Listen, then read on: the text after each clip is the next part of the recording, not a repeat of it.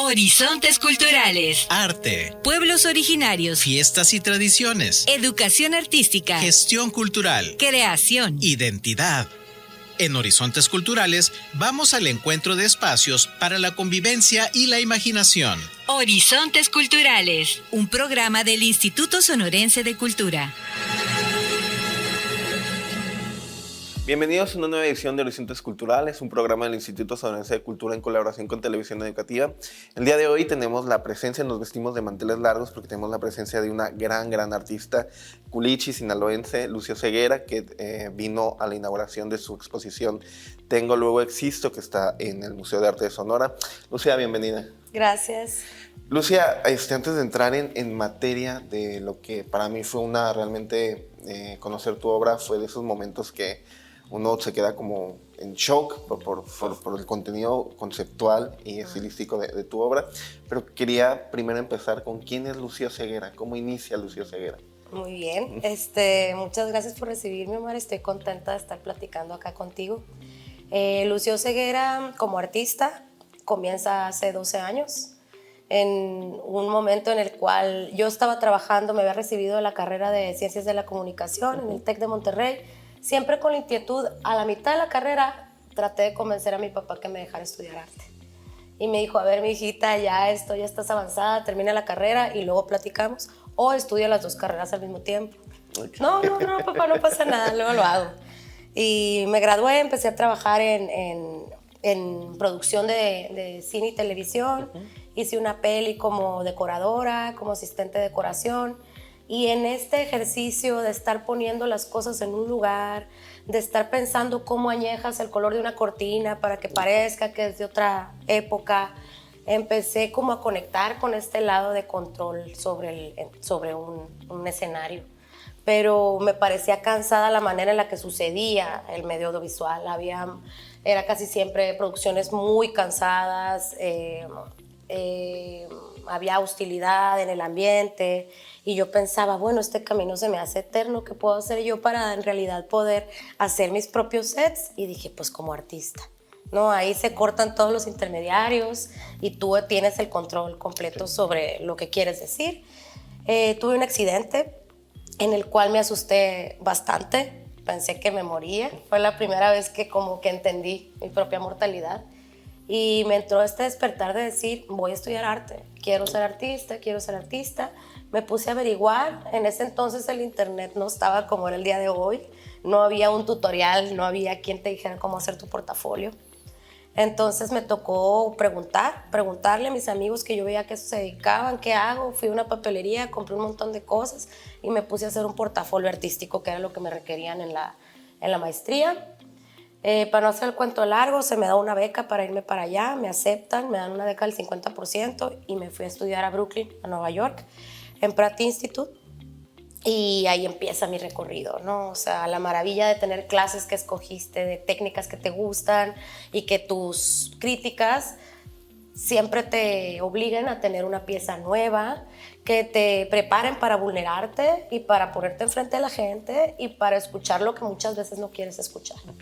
Entonces yo creo que a partir de ahí comienza mi pensamiento crítico, comienza mi experimentación con distintos materiales para tratar de encontrar una voz, porque como yo no había tenido una educación en pintura, dibujo, escultura, todo era muy intuitivo y muy rudimentario. Eso tiene sus dos lados, ¿no? El negativo, que es que no tienes esa formación académica, pero el positivo es que era todo más creativo, más libre. ¿Qué te decían tus maestros en ese punto? Mis maestros, fíjate que me respaldaron bastante. Okay. No eran mis compañeros los que me atacaban, eran mis compañeros los que de repente me atacaban. Con los maestros no tuve, simplemente de repente te van a decir algo que, ¿por qué la línea es roja? Okay. ¿No? Y hay veces que hay preguntas que a uno como que medio pues porque yo quise, ¿no? O sea, pero siempre hay una respuesta, ¿no? Entonces yo creo que es importante que se hagan estas preguntas y aunque uno en el momento se sienta como arrinconado, están tratando de prepararte para que estés consciente también de cada parte que compone tu obra. Claro, Lucia, ahorita que mencionas eso, que como que tu primer gran renacimiento es a través de este accidente que te hizo darte cuenta de la finitud, de la mortalidad de tu persona y de todos. fue un momento de crisis para ti, y cómo despertar el sentido artístico y sobre todo en qué manera canalizarlo para llevarlo a producir productos artísticos, obras artísticas. ¿Cómo fue eso y cómo se manifiesta eso en tu obra, la pulsión de la mortalidad? Mira, yo empiezo mi biografía diciendo que mi obra es como la manifestación visual de una crisis existencial, llevada con optimismo. Creo que estos bajones emocionales, estos conflictos, justo estos despertares, ¿no? Y entender tu propia mortalidad, te dan un poco más de certeza sobre el qué quieres decir, qué quieres expresar y por qué estás en este camino. Okay. Yo creo que va a informar esto mi práctica siempre. Creo que a veces me encariño de las piezas que hice cuando estaba más triste, pero pues también ha sido el medio en sí, la creación, lo que a mí me ha motivado a través de los años, ¿no? Ha sido como mi familia, son mis bebés, ¿no? Es como este vínculo que tienes con cosas que creaste, pero que más allá que sean como con este esfuerzo de decir yo hice esto, es qué preguntas generan, ¿no? Y qué conversaciones, en qué conversaciones desembocan, porque ahí yo sí creo que hay un ángulo para el cambio social. Lucia, estás en Nueva York, estás en ese periodo. ¿Cómo es a nivel personal este periodo para ti, estar fuera de Culiacán a Brooklyn? Hay una distancia, sí, en todos sentidos, lejos de tu familia. ¿Cómo fue ese proceso y sobre todo, cómo fuiste encontrando tu voz artística? Yo te podría decir que ese proceso, esa época de mi vida sí fue uno de los más grandes regalos. Primero que nada porque es la primera vez que me asumí como una persona independiente, que tenía que responder por sí misma, que ya no podía confiar en que si su hermana o que si el amigo le iba a estar cuidando las espaldas. Entonces fueron años de mucha soledad y estar viviendo en una ciudad en donde hay tanta energía y están pasando tantas cosas. Es una ciudad complicada también, ya que vives un rato allá, es increíble para ir un rato, pero es difícil subsistir ahí. Y yo creo que lo importante fue que por primera vez tuve intimidad profunda con estos diálogos conmigo, conocerme en realidad, ¿no? Ya fuera de el nicho seguro que era Culiacán para mí, pero algo bien bonito fue ver que estando allá yo solo hablaba de Culiacán. Me sirvió, me tuve que ir todos esos kilómetros para decir lo único que yo realmente, si yo quiero hablar de un lugar genuino, no puedo ser una persona más tomando las fotos del Empire State, ¿sabes? O sea, no voy a apropiarme un discurso cuando es una ciudad en la que ya muchísima gente ha hablado de. Entonces ahí dije, claro, o sea, yo tengo que hablar de mi lugar de origen y mis metáforas parten de lo que yo aprendí, de cómo yo viví ciertos conceptos en la sociedad sinaloense y cómo me sirvió irme para tomar cierta sofisticación, para decir, a ver, bueno, hay ciertos elementos que son necesarios, otros que no, hay algunos que comunican tal, hay otros que matan el mismo mensaje, ¿sabes? Como que cosa de la edición y de escoger elementos mínimos surge en Nueva York, pero la inspiración viene de Sinaloa. Cuando se acaban tus 3 años que estás en Brooklyn, ¿regresas a Culiacán o hasta te vas a Ciudad de México? Regresé a Ciudad de México y me había salido la oportunidad de una exposición individual en Galería Machete, que está ahí en la Roma. Y cuando estaba allá preparándome a expo, me hablan por teléfono porque ves, cuando te gradúas de una maestría, te dan 1 año para que trabajes en Estados Unidos legalmente. Yo batallé mucho para encontrar un trabajo en ese tiempo, pero lo logré. Bueno, el caso es que estuve un ratito, dije, me regreso, tengo la oportunidad de empezar mi carrera formalmente. Y en lo que me regreso me sale una oferta de trabajo para regresarme a Nueva York. Cuando yo ya había vendido mis cosas. Y fue, ya sabes, esta tentación de que te vamos a pagar la visa de trabajo para que te quedes acá, pero iba a ser como asistente de galería, no como artista. Pues fue no gracias, yo estoy bien, y me quedé en México, estuve ahí 3 años. Después de ahí me fui un rato a Londres a hacer una residencia y desde ahí no he parado. Tengo mis pausas en las que regreso a Sinaloa, luego 3 años me voy a la Ciudad de México, estoy como en constante rebote. Como nómada.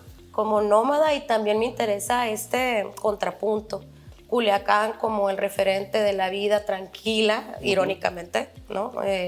Y México como la cuna de la cultura, de la energía, donde uno va, se empapa, se inspira, aprende, se conecta. pero acá me regreso y aquí tengo la intimidad, la tranquilidad, la introspección, el espacio para trabajar, me concentro porque no tengo esta agenda social tan apretada, ¿no? Entonces, yo creo que es como se complementan. Ok. Lucía, y luego ya ahorita estás en Culiacán. Sí. Ya estás de planta en Ahí Culiacán. está mi base. ¿Qué cuando llegas a Culiacán, después de toda esta experiencia de andar por el mundo, en otras ciudades, ¿qué encuentras en Culiacán? ¿Qué encuentro en Culiacán? La primera vez que regresé fue muy chocante. O sea, fue como, para empezar, pues yo empecé casi a los 30 con el arte, ¿no? Entonces iba tarde. La mayoría de mis conocidos ya estaban en una situación de casamiento, de familia.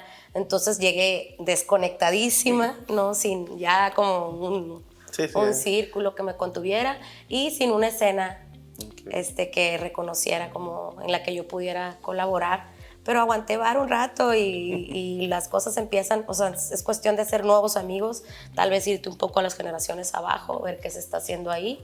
Y ha sido bien grato ver que de los últimos 3 años para acá ha habido un crecimiento.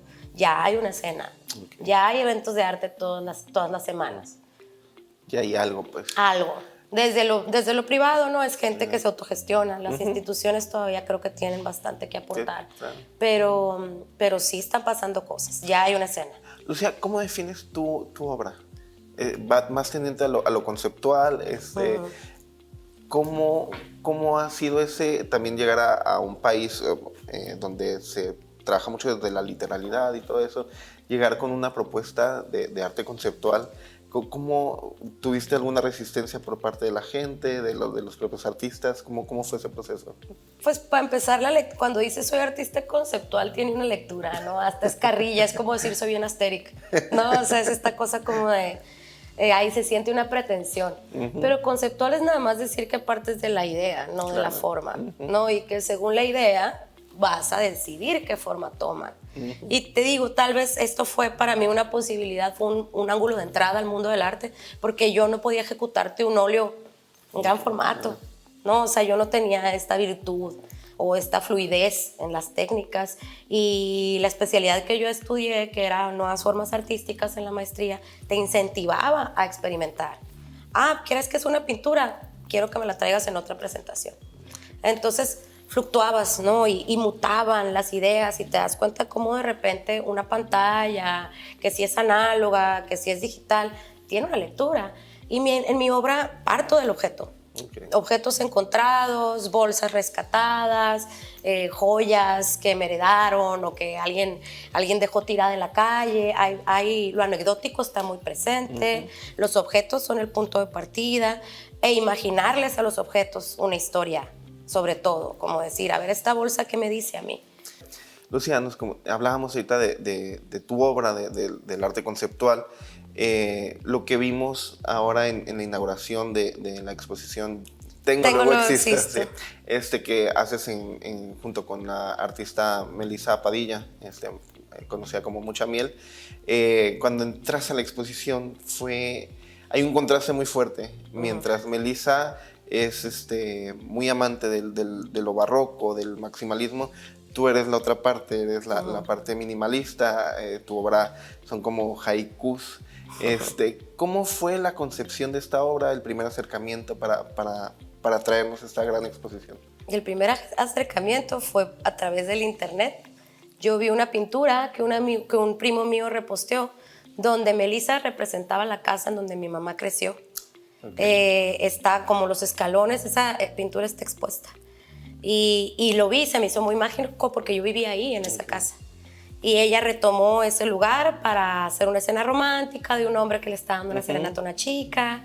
Y entonces de ahí dije, no manches, qué loco, pues no, y me metí y empecé a ver su trabajo y me pareció súper emocionante. O sea, sentí esta cosa de, wow, esta chica está haciendo lo que nadie está haciendo en este momento, que es darle un look a lo contemporáneo de la cotidianidad sinaloense.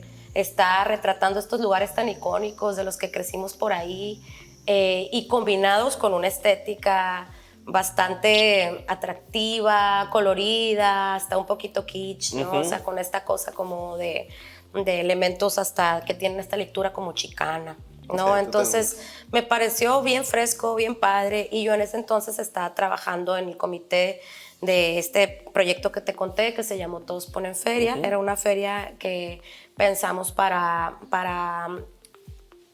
lograr un vínculo entre los artistas del noroeste. Era convocatoria abierta, y para uno de los eventos previos yo invité a Melissa.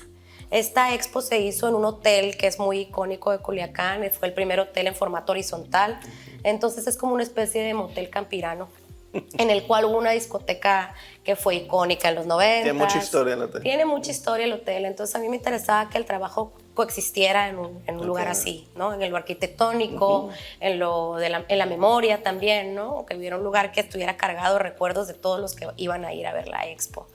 Y a través de ahí empezamos a conectarnos, y después Abraham, el curador de la exposición, tuvo la visión de, dijo, ustedes dos juntas, ¿por qué no? Ya había visto nuestra obra y coincidir, ¿no? Y él tuvo la visión, y a través de eso, de tener la oportunidad, pues las dos nos pusimos a trabajar, y muchas de las cosas que yo creé para esta exposición ya estaban con el trabajo de Melissa en mente, ¿no? O sea, ya era un diálogo previo. Hay un diálogo previo, claro. O sea, siento que Melissa puso el contexto, puso el punto de partida, y alrededor fue bien fácil como repensar. Todo empezó a fluir naturalmente. Pues claro, porque el discurso ahí estaba. Yo también estaba hablando de lo mismo, pero yo por lo mismo de mi trayectoria que empezó fuera, me había preocupado por ligar mis discursos al universal. Entonces no lo había focalizado, y eso le quitaba cierto peso, porque era como decir, cualquier cosa, pues, ¿no? No estaba diciendo yo, esto viene de aquí, sucede así, afecta así en lo social. Y hay como una genealogía de por qué pasan las cosas. Claro. Lucia, a la gente que vaya a la exposición a Musas, ¿con qué se va a enfrentar? Yo creo que se va a enfrentar con un contraste muy amigo, o sea, como con una dicotomía, con un yin-yang conceptual y de escenas. La misma sala tiene una estructura que se divide en dos, entonces son dos partes de un entero. Yo siento que Melissa nos presenta a los personajes y el contexto que sueña con obtener las cosas que yo presento. Y al mismo tiempo las cosas que yo presento son parte de la cotidianidad de estas chicas. Las chicas las portan, pues, entonces siento que se conecta, o sea, este imaginario, todo lo romántico que no se dice acá, o lo humorístico que no se logra decir, ¿no? Como esta cosa de qué pensamos al respecto de estas bolsas tan caras que se quedan arrumbadas en el closet. ¿Qué queremos que pase con ellas?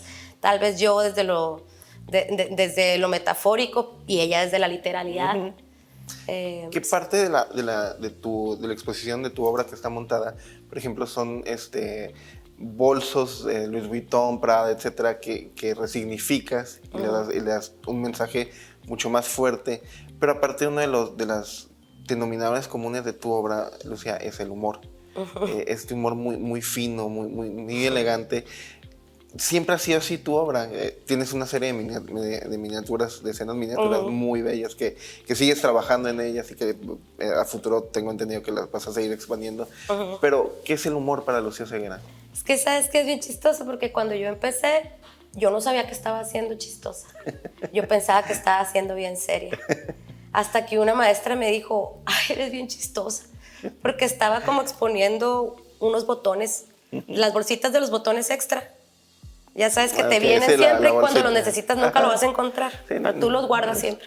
Y eran ellos dos que se conectaban como si se hubieran encontrado, ¿no? Y me dijo esto, y me quedé pensando y dije, qué padre, ¿no? O sea, porque sí hay un humor, ¿no? Que se presenta como con cierta seriedad, porque pues estamos en el mundo del arte y aquí tiene que haber un peso, pero para mí el humor es el único recurso realmente a la mano para sobrellevar la dificultad, ¿no? Sin afán de asumir que es lo único que se necesita, pero yo creo que es lo único que te pasa a través en momentos duros.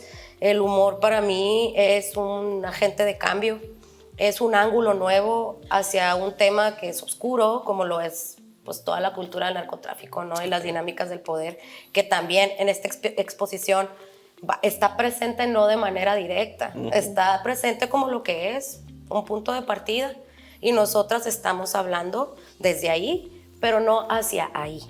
No estamos glorificando, no estamos diciendo está bien o está mal, porque no es nuestro papel. Nosotros simplemente estamos hablando de dónde crecimos y cómo se siente, ¿no? Claro. Como si eso se vive con nostalgia o si se vive con entusiasmo.